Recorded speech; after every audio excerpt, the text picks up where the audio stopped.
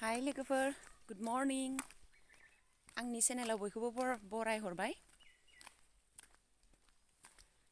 आङो थाबायगासिनो दङ। मर्निं वाक खालामगासिनो दङ।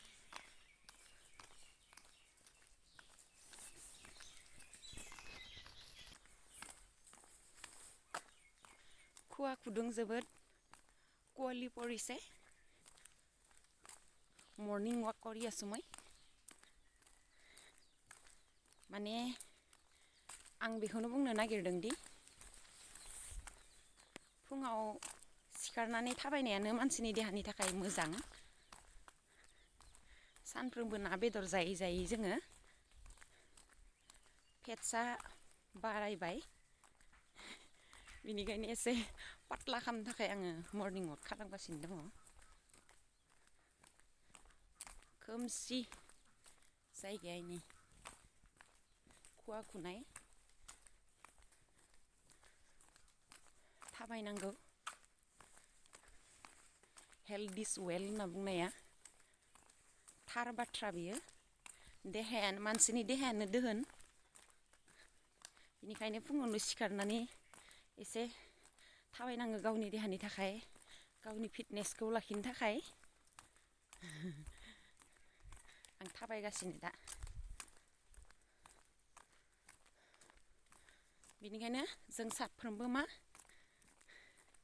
आइजोफोर, आंथ' आइजोसो नालाय, आइजोफोरजों लोगोसे गथ' गथाय गासै हौवा मानसियानो जा आइजो मानसियानो जा फुङाव सिखारनानै बेरायनाय हुदाया थानांगौ। थाबायनाय हुदाया थानांगौ। बे हुदाखौ लाखिनो हायोबा जोबोर मोजां होननानै आं सानो। बेनिखायनो आं सानदों दिनैनिफ्राय आं मोजाङैनो फुङाव मर्निं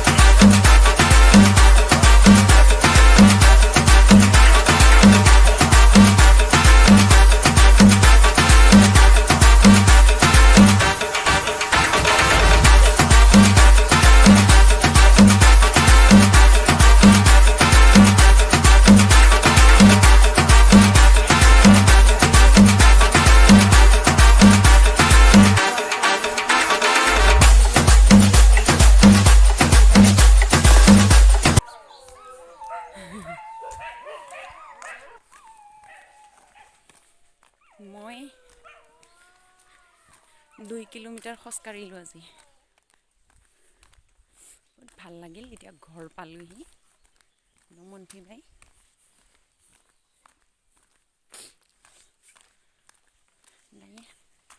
গৰম গৰম চাহ लोंसै, गुदुं गुदुं साह।